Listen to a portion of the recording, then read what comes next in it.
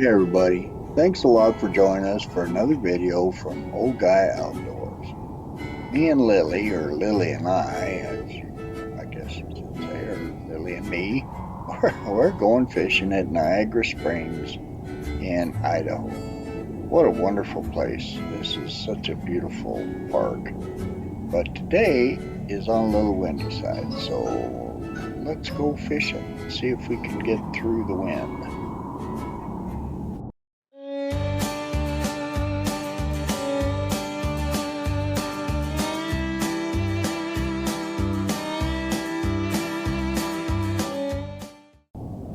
Okay, we're here at the park now, and I'm just setting up a fly, getting my line ready, and threaded it through my rod.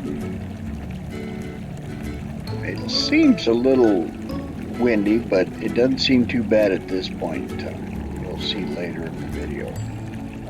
I'm gonna put on a hare's ear and just try to do a little dry flying. Nymphing's probably better at this time, but I don't know. I've got a feeling at this point that the wind's gonna beat me, and so I'm just gonna do a little dry flying real quick and see how it works. I make these stops a lot with just very little time in my day, but I always carry my fly rod, and I always carry my waders, and always carry my tackle, so I'm always ready. If I've got a little time, I hit the streams or the lakes or whatever I'm around. Little Lily trying to be a part of it. I've got to tie her up in this park because it's leash only. She's not the greatest of knowing things yet, but she's getting there. I'm having a heck of a time right now trying to get my fly out at all I could. I'm usually a fairly decent caster, and I just can't get it out more than about 20 feet. The wind's coming right into me. You see these branches behind me blowing around. Man, I'll tell you, it's windy. It's not terrible, but it's got gusts.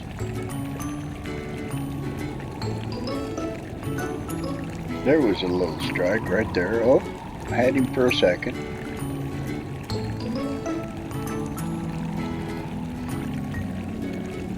Yeah, the wind is really killing me. I'm trying. Thinking back and watching this video, I probably could have shot a bow and arrow out and maybe got some distance, because it might have cut through the wind a little bit better, but I didn't think of it at the time, and I just kept trying to do overhand cast, and some of them I'd get out there really good, and then all of a sudden the wind would come up and blow it right back at my face. This was a pretty tough day to catch any fish. I think I get another one on here in just a second, but I don't get any in the boat, as you would say. There he is right there. Oh, I missed him. Yeah, the water though. Look at the water, how clear and beautiful it is. Man, I tell you, this area. And there's tons of fish in there. I don't know if you can see any of them, but man, I spotted tons of them. They're not the biggest fish.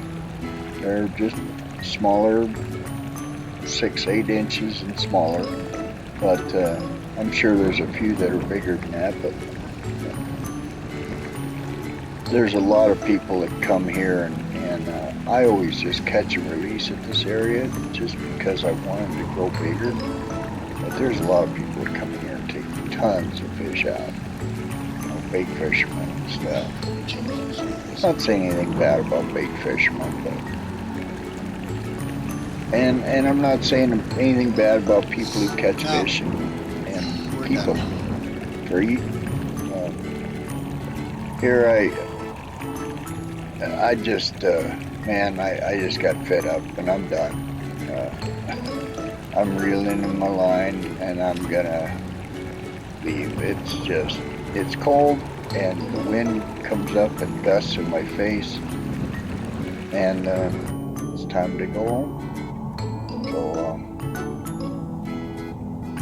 we're gonna leave here, and man, I'll tell you, it's such a pretty park though, and it's well maintained. But I'm gonna show you another video of the day on the other side. The other side's closed right now because of COVID. I can't get in there. It's privately owned, and this side where I'm at is a state park, just across the river.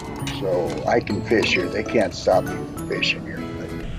But, so here's Joseph, gonna catch some fish here. And this is a time quite a while ago. This is actually one of our first videos. I just threw it in here. He's the only one that's got a camera at this time. I don't own a camera back then. And this was during the spring. So he's gonna show you a little bit. You can see me back over in the corner on those rocks over there.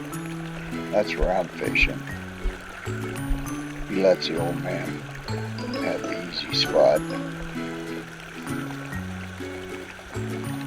And we both catch quite a few fish. You can't see mine really, but I catch a few. Huh? What was that? Joe, by the way, what was that? I've always said this, that he's a much better fisherman than I am.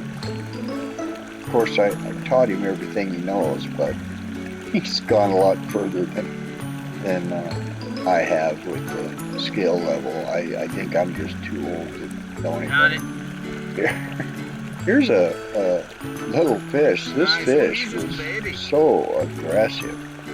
Just, man, I'll tell you what, this thing, you'll hear later in Joseph's comments, he bit on a size 12 hook, and this thing probably isn't 2 inches long. How aggressive can you be going after food that's almost as big as you are? He's a nice looking little trout. I mean, they're clean looking little trout. But he's a little one. So Joe's going to try to get him off the hook really gentle-like. Because you can see the hook's as big as his mouth is. I don't know what he thought he was going to do with that food when he got it, but there he goes. Yep. Didn't help him. Go big some other day and come back to us, and we'll catch you when you're a couple years down the road. I think these trout gain about 5 inches a year, which is, I think, standard in a good habitat. This is a pretty decent habitat. Just gotta hook another one here. This is such a beautiful area. I just, man, when the days are nice, it's just, it's really a pleasure to be out here. It's not far from town, Idaho. And we just come out here and spend a couple hours fishing and talking and having lunch maybe, or there's a beautiful little picnic area on this side of the river. This is the private, this is privately owned, but they allow people to come in here and sport fish. So what a nice deal this is. I'm sure they get some kind of credit for it. But anyway, Joe's gonna hook one more, and we're gonna say thanks for watching, and please hit that subscribe button, like and share our videos, leave some comments down below, and until next time, remember, life's a gift. Get outdoors, have fun. There he goes.